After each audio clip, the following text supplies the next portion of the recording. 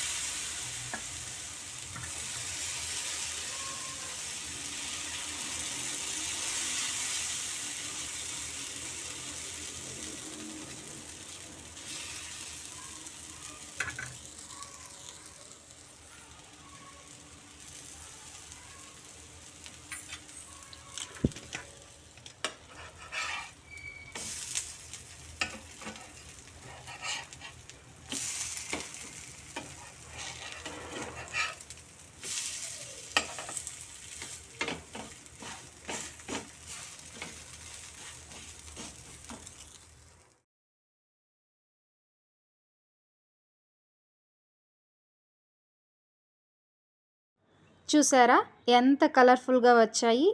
Morning 10 నిమిషాల్లో మీరు దీన్ని రెడీ చేసుకోవచ్చు. టేస్టీగా ఉంటుంది, హెల్తీగా కూడా.